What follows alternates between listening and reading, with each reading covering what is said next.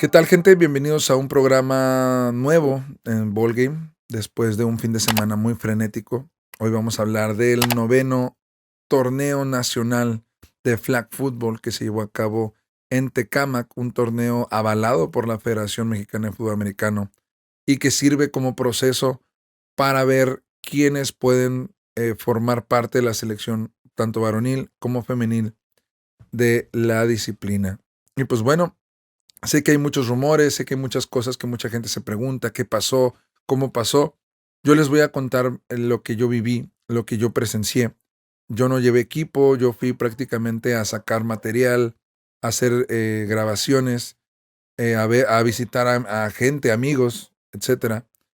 Entonces, bueno, la primera sorpresa que nos llevamos fue que el día viernes se llevó a cabo la junta previa. No había un rol de juegos publicado, por lo tanto en la junta supuestamente se iban a entregar los roles de juegos. ¿Cuál fue la sorpresa? Que muchos equipos no tenían el rol de juegos, no tenían claro a qué hora iban a jugar. Mucha gente que iba de fuera se tuvo que desvelar, esa es la realidad, para esperar a ver información. A lo largo de la noche no se publica nunca un rol de juegos oficial como tal. La gente que no tenía equipo o que iba como yo a grabar o periodistas o medios de comunicación, etcétera, no teníamos la información necesaria para cubrir el evento.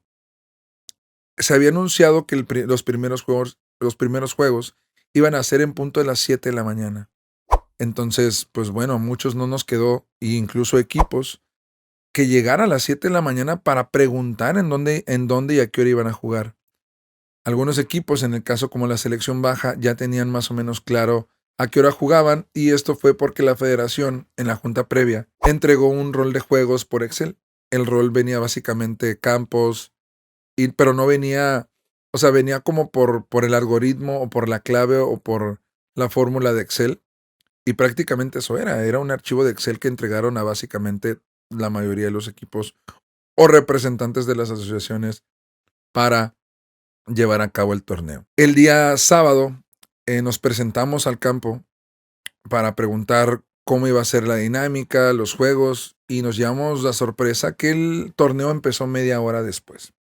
Esto supuestamente porque no había los suficientes árbitros para empezar la jornada.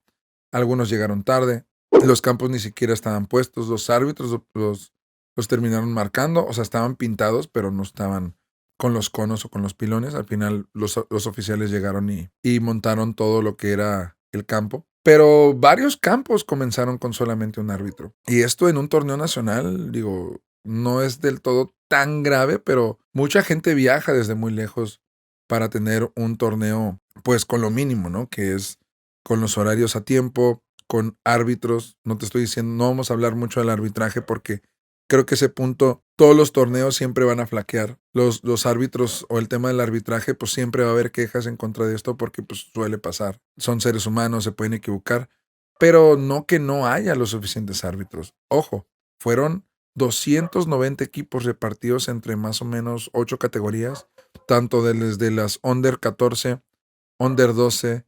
18, varonil femenil, profesional, universitario y recreativo varonil y femenil. O sea, eran bastantes equipos divididos en diferentes categorías, ¿no? Pero bueno, al final, esto trascendió en un día sábado tranquilo. La verdad es que el día sábado no había mucha alarma más lo que les comenté del inicio.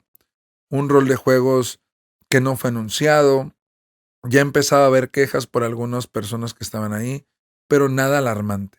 La verdad es que el día sábado se llevan una jornada bien. El sistema de competencia creo que a algunas personas no les parecía del todo. Creo que el sistema de competencia no fue problema. El problema fue cómo armaron los grupos para ese sistema de competencia. Me explico. Había grupos de 5 a 6 integrantes, pero de esos 6 o 5 solamente pasaba uno por grupo. Entonces se podía dar el caso de dos equipos que nunca se cruzaban, o sea, no jugaban entre sí, que estaban en el mismo grupo, pero uno de ellos dos iba a quedar fuera. ¿Por qué? Porque solamente pasaba un integrante por grupo. Esto nos dio cosas buenas, sí, porque hubo juegos desde el día sábado muy intensos, pero también hubo casos, pues, un poco desagradables o desafortunados es la palabra, en los cuales dos equipos que terminan invictos, uno de ellos no termina por pasar a la siguiente ronda, por el tema del average, por lo mismo, que eran un grupo de 6 o de 5 integrantes, donde dos equipos nunca se enfrentan entre sí y terminan invictos, y por el tema del average es quien termina resultando el, el competidor de la siguiente ronda por ese grupo, ¿no? Entonces, ese tipo de cosas como que ya empezaba un poquito a ser extraño porque estás en un nacional. O sea, entiendo que si no había otra manera, ok, lo haces. Pero no, muchos equipos no tenían claro si pasaban dos porque eran 6 integrantes o si pasaba uno porque eran 4. Ese tipo de dudas se presentaron mucho en este nacional. Ok, el día sábado, insisto, todo bien. Los problemas vienen hasta el día domingo. El día domingo fue una locura. Y sobre todo, aclarar, la jornada empezó igual, 7, 7:30. Igual los árbitros creo que llegaron un poquito desfasados, no sé, un poco tarde, pero dentro de lo normal. Digo, los que han ido a varios torneos saben que pues generalmente las jornadas suelen empezar temprano y mis respetos para las logísticas que logran cumplir con esta parte de los horarios. Pero sí había la parte de empezar la jornada, porque empezabas con los juegos que tenías pendientes. Eso también se me hizo chido. Que los equipos tenían 2 juegos el sábado o un juego el sábado y los demás el domingo. O sea, repartieron los juegos en 2 días, sobre todo en el inicio de la jornada del domingo. Pero ya eran las 11:12. Muchas jornadas ya se habían acabado. O sea, muchos grupos ya habían terminado su etapa de grupos y ya todo el mundo estaba esperando la etapa clasificatoria. ¿Y qué pasó? Aquí fue la locura. Aquí es donde en realidad no sé cómo explicarlo. El comité organizador tenía a muchos equipos ya fuera de la carpa, preguntando, oigan, ¿tienen los resultados? Ya saben contra quién juego? ¿Ya saben quién pasó en mi grupo? O sea, ese tipo de preguntas se escuchaban mucho en la carpa central de la logística y no había respuesta. A lo que voy es, no tenían los resultados. Perdieron los resultados de todo el torneo, supuestamente. Al grado que citaron, así de que categoría under 12 mixta, vengan todos, un representante de cada grupo, y váyanme diciendo quién ganó y cuánto fue el marcador. Esto lo hicieron con 8 categorías, con 2 ramas.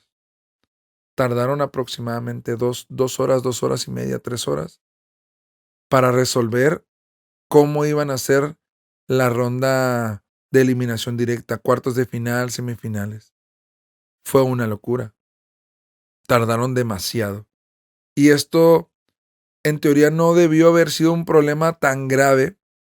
Digo, se había retrasado bastante. Pero bueno, más bien ya era un problema grave. Pero súmale que ya estaba cayendo la noche. Empezaron los juegos clasificatorios. Perdón, los juegos de eliminación. Y no prenden las luces del estadio. Se robaron el cableado un día antes, porque un día antes las lámparas prendieron. Incluso hubo un juego de fútbol soccer ahí y las luces habían prendido. El problema fue que cuando llegaron a habilitar los 3 canchas que había en el estadio, no prendieron las luces. Se llevaron a cabo una ronda de juegos. O sea, 3 juegos se llevaron a cabo en el estadio. Una final de más 35 varonil, una final de más 35 varonil y 2 cuartos de final de femenil. Jugó Mexicas contra Anáhuac Cancún y jugó Bulldogs contra Diablitas. Gana Diablitas y gana la primera sorpresa. Gana el equipo de Anáhuac Cancún sobre Mexicas, que traía prácticamente una base de seleccionadas nacionales. Pamela Reyes, Sheila Silva, Ana Rojano, Rebeca Landa, Xiomara y pues prácticamente un montón de jugadoras de calidad y que la verdad eran unas de las contendientes para ganar el torneo. Este juego que les comento entre Anáhuac Cancún y Mexicas termina jugándose prácticamente a oscuras. Nunca prendieron las lámparas. Y del otro lado del estadio estaba un campo, igual tenía cuatro campos de tocho de flag football habilitados con iluminación, que previo al sábado, todo bien, sin problemas. Resulta que el mismo problema del cableado lo tiene una hilera de las lámparas sobre todo pegadas al estadio. No prendían, o prendían y apagaban a ratos. Y este fue un problema. Esto fue lo que hizo que se retrasara todo. Ojo, el tema de la iluminación tal vez no fue responsabilidad directamente del comité organizador, o sea, de la federación, pero sí el que hayas dependido de la iluminación, sí terminó repercutiendo. Fue una cosa tras otra, fue una bola de nieve, la cual para este punto ya había finales o semifinales retrasadas otras 3 horas. Eran 4 campos para llevar a cabo las rondas de eliminación directa o los playoffs de 8 categorías. Y aquí el problema, y aquí el mitote, y aquí todo el rollo. Hubo equipos que tuvieron que forfeitear las finales porque tenían que retirarse, porque tenían vuelos de avión. Fue el caso de Leones de Ensenada, que tuvo que forfeitear su final y compartieron el campeonato, porque así lo decidió el comité organizador, porque no pudieron llevar a cabo la final, porque muchos integrantes de un equipo, en este caso el de Leones, tenían que salir de viaje, o sea, tenían que volar de regreso a sus ciudades, porque pues el itinerario que se había programado había sido terminar el domingo máximo a las 6, 7 de la noche. Los vuelos de estas personas estaban programados para las 10 y media, 11 de la noche en el aeropuerto que estaba ahí cerca de Tecama, que es el de Santa Lucía. Esto fue un problema grave, incluso para otro equipo que fue de Baja California, la Under 18 femenil, que venía como uno de los equipos a vencer junto con Sirenas de Cancún. Esa era la final. Y se estaba retrasando demasiado el partido. Tanto así que papás del equipo de Baja California encararon al comité organizador exigiéndoles que se jugara ese partido. Y les hicieron caso. Pero lo jugaron en un campo con una lámpara, 2 lámparas, o sea, muy poco iluminado en el estadio. Y fue un rollo. Era un juego que no tenía las garantías. No se miraba por decirte, no se miraba bien o nada. El arbitraje fue malo, pero no quiero irme en contra de los árbitros, porque no se miraba bien. Hubo muchos contactos en ese partido, pero insisto, era más por el tema de la iluminación. Y puede ser que también, algún árbitro haya cometido un error, pero la final no cumplía. Si tú me dices que la final la vamos a jugar en ese campo con esa iluminación y todo ese rollo, no te lo creía. Obviamente, con todo el contexto que estamos dando, pues bueno, se entiende, no querían perder sus vuelos, a pesar de que ya se había retrasado mucho y no les daban respuesta, tuvieron que exigirlo. Y jugaron, la selección Under 18 jugó, pierde, y pierde también los vuelos.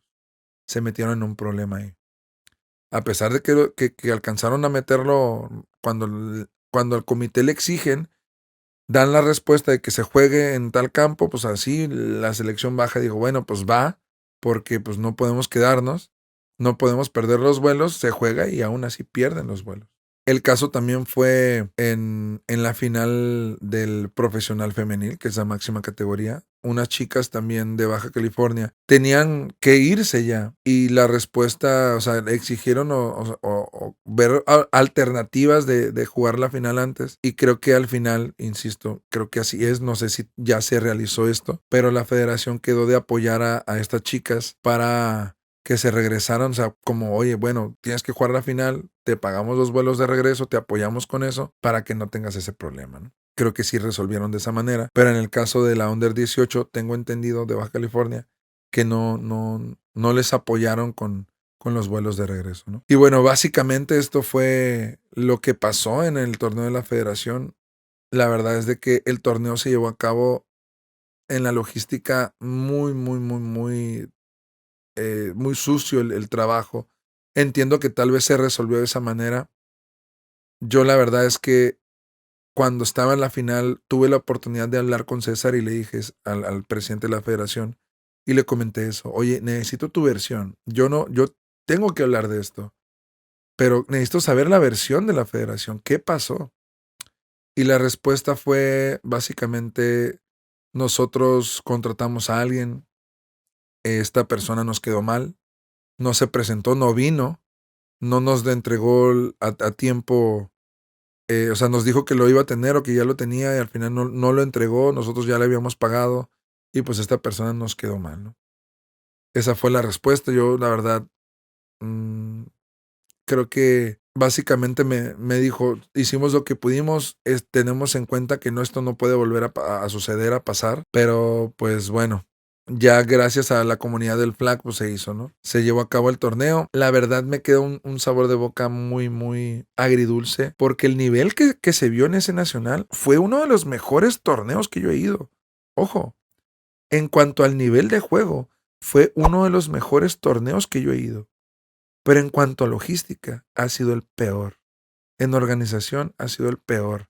Aclaro, lo mínimo que te puede ofrecer un torneo es un rol de juegos, llevar a cabo a tiempo los horarios. Y todos sabemos que se pueden retrasar por temas extracancha, por tiempos extra, por lesiones, etcétera, etcétera. Y sucede, en todos los torneos sucede, pero no una falta de rol de juegos o una entrega de rol de juegos a destiempo, que no tengas la capacidad de procesar rápido esa parte de quién contra quién va y tardar 3 horas y perder los resultados y todo este rollo. Eso es lo mínimo que se espera de una organización. No estoy hablando directamente de la federación, de cualquier torneo que tú vayas. Es lo mínimo que puedes esperar. Lo demás, entiendo que lo de la iluminación no fue responsabilidad directamente, porque sí tienen responsabilidad el comité organizador, pero creo que en cuanto a nivel, en cuanto a espectáculo, ha sido uno de los mejores torneos que se ha visto a lo largo de todos los que se han llevado a cabo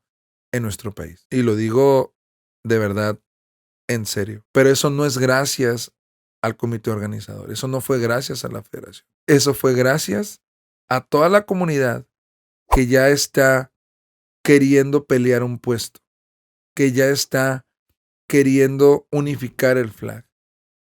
Pero la comunidad del flag fútbol no merece esto. No merece un torneo así. Espero de verdad que la federación, que los organismos, que la gente de pantalón largo se ponga las pilas, porque están desaprovechando una gran oportunidad. Va a haber mucha gente que no va a querer regresar a ese torneo, gracias a lo que se hizo.